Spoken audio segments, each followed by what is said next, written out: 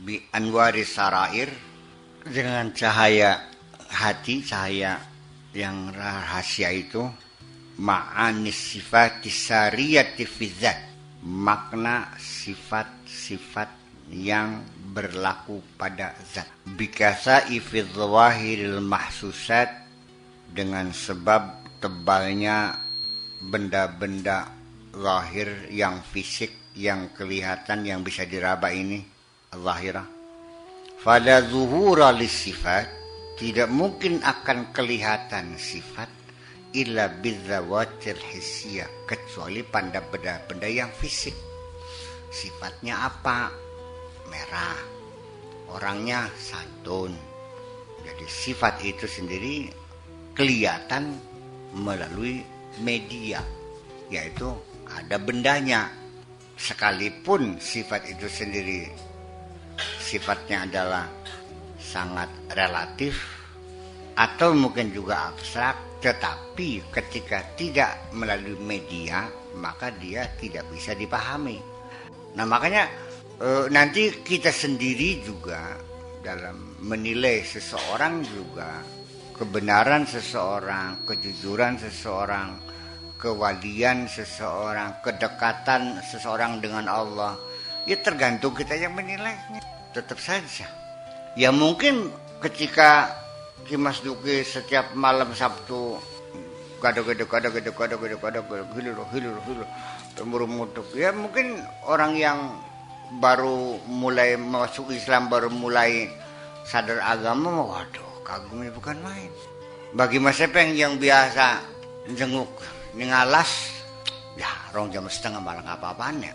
Iya, kodar masalah ilallah ping 300 sanga. Iya, kita 20.000 lah nggak apa-apaan pun. Dan seterusnya dan seterusnya. Ya.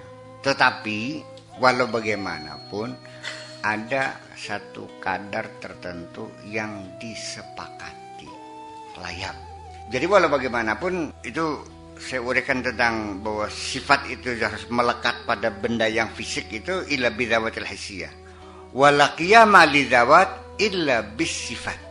Dan sesuatu benda fisik sendiri pun tidak akan bisa eksis kecuali didukung dengan sifat-sifat yang diperlukannya.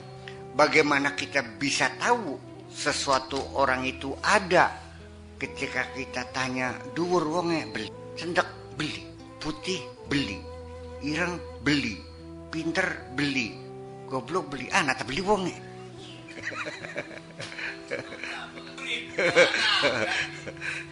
Dan sifat-sifat itu sendiri adalah sebagai alat untuk membedakan dengan yang lainnya. Semakin kita bisa membedakan sifat-sifat sekecil apapun ketika melakukan satu komparasi, studi perbandingan antara dua hal yang mirip-mirip, berarti memerlukan satu kecermatan yang sangat tinggi. Kemampuan seseorang membedakan sifat-sifat berbeda antara dua hal juga memerlukan satu kecerdasan tersendiri. Wong goblok masih bisa kan? Apalagi itu gambar saja yang bisa ditelusuri, kita sering susah menemukannya. Apalagi kalau sifat-sifat kemuliaan, sifat-sifat ketuhanan yang mungkin abstrak semuanya, kejujuran, kedisiplinan. Ya memang pada akhirnya karena zatullah itu tidak mungkin kita bisa menangkapnya, kita baru dikenalkan oleh ya proses beragama kita ini mengenali sifat-sifat Tuhan. Jadi oleh karena kita hanya mengenali sifat-sifatnya dan sulit sekali kita untuk menangkap zatullah yang punya sifat-sifat itu sendiri, sehingga dalam memahami sifat Tuhan pun berakibat kepada pemahaman yang berbeda dalam ilmu kalam, ilmu tauhid itu. Jadi sesuatu yang ada ya, makanya harus punya sifat ma'ani, ma'nawiyah, salbiyah, sifat apa namanya teorinya teori Maturidi Asy'ari ini Iya, sifat nafsia ya. Itu sendiri karena lepas dari sifat yang lepas dari media, maka dia dalam keabstrakannya sehingga menimbulkan perbedaan-perbedaan pendapat yang sangat kontras sekali.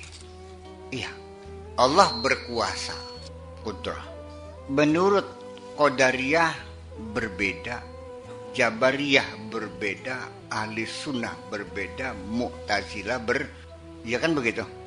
Sifat Allah semuanya itu secara dipahami secara abstrak oleh umat Islam, sehingga timbullah kajian-kajian filosofis tentang batasan-batasan sifat itu sendiri. Yang pasti bahwa kata sifat tidak mungkin untuk didefinisikan. Ini pasti. Karena adjektif itu tidak bisa didefinisikan. Sampai tekang meler umbeleka, sok abang gua apa, sok definisikan. Bagaimana bisa mendefinisikan merah? Paling-paling ada media, ada pakai media. Kayak bibirnya Sulastri, kayak matanya Taryono lagi nyewot, abang. Ya kan? Tetapi pasti di situ bahwa relatifnya itu 1000 benda yang sah disebut merah, tetapi warna merahnya tidak sama.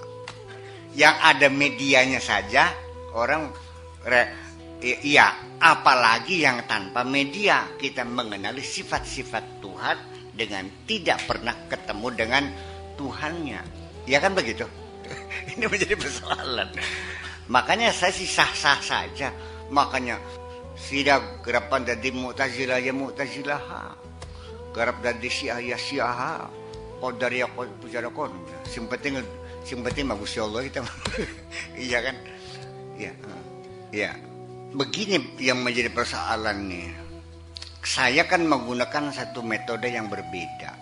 Sebab seorang mursyid ketika membimbing itu sistemnya sistem militer, kesetiaan, kepatuhan, pokoknya sami'na wa ta'ana, ka'annaka mayyitun baina ghasilihi. Ya, kayak orang mati, ini tangannya lebih, diiringakan nurut, melumakan nurut. Itu aturan kita dalam bersuluk, dalam bertarekat seperti itu. Saya kan tidak. Saya melalui pendekatan rasional, pemahaman dulu. Sebab kalau melalui pemahaman dulu, ibaratnya saya ini nungtun orang melek dan dalam suasana demokrasi. Bakal durung mentok takwan mana yang sawarga. Apa suka baik. Iya, di penghujungnya kan begitu. Nah, kenapa saya menggunakan cara-cara semacam itu? Karena persoalannya seperti inilah. Saya mungkin berkali-kali. Saya ini sedang di tengah lautan. Anda mau ikut ya silahkan. Kalau Anda sudah ikut di tengah tempat saya, tolong jangan nanya mana tepinya. Berjelas tidak kun mah. Garap ngabruk mana kebruk ben, terdampar kemana pun terserah tidak kun mah. Iya kan gitu. Sebab saya tidak mengklaim saya sebagai mursyid. Punten kita mau istilah barang-barang belajar bener baik. Kita salah lokna, sira salah takolok kena. Persoalan saya lebih banyak tahu ya karena saya lebih dahulu membaca persoalannya dan saya lebih banyak menjalani, banyak mengalaminya. Pengalaman panjang yang saya jalani, tapi pada akhirnya di ujungnya tetap memerlukan satu kecerdasan. Iya, karena nanti nilainya ketika Anda sampai dengan pemahaman yang saya hantar ini, kelasnya lain. Saya bagaimanapun juga yarfa'illahu allazina amanu wallazina utul ilma darajat. Ilmu, keyakinan, keimanan dan keilmuan itu adalah dua hal yang menyebabkan seseorang mempunyai kedudukan yang jauh lebih tinggi, darajat. Levelnya berbeda-beda. Jadi ya memang harus cerdas. Jadi ya wali gaya sing wali jenius, ana wali yang ya tapi umumnya cerdas. Nggak ada wali goblok. Kalau cerdas kabeh mung ya dengannya jenius gitu kan gitu. Ya, jadi saya kira mungkin seperti itu. Nah, adapun seperti di hutan itu masih belum berbentuk apa namanya dressur ya, itu sih hanya apa namanya pengenalan kemarin dia warming up aja ya tahu aja 40 hari di sana kira-kira di gubuk di tengah hutan di sana ya. mendengar suara jangkrik, suara ini gitu. Ya minimal perasaan takut di malam hari, takut harimau, takut ular itu perlu dimunculkan gitu. Sehingga perlu seseorang merasa sendirian. Ini perlu harus diketahui bahwa orang itu mulai ketika dia sendiri kecerdasannya kelihatan. Tapi ketika dalam bergabung dalam orang banyak secara psikologi massa, dia menjadi bodoh. Makanya para orang jenius, para nabi rasul semua adalah keluaran pertapaan semua. Jadi jangan dikira bertapa itu bid'ah dolalah. Nabi tidak mengajarkan yang Nabi cepat-cepat yang gua hiroji berapa kan? Beli sepisan kan nggak tahu. Terakhir gue ketemu karo oleh wangsit tuh. Iya wangsit terakhir. Iya. Jadi, memang dia sering termenung, bahkan sering menyendiri, merenung sendiri. Dia sering menyendiri. Semua juga begitu. Baik Siddhartha Gautama, baik Nabi Siddhartha Gautama di hutan, Nabi Musa di gunung, Nabi Ibrahim di padang pasir, Nabi Khidir di lautan, Nabi Idris ya di hutan dan seterusnya.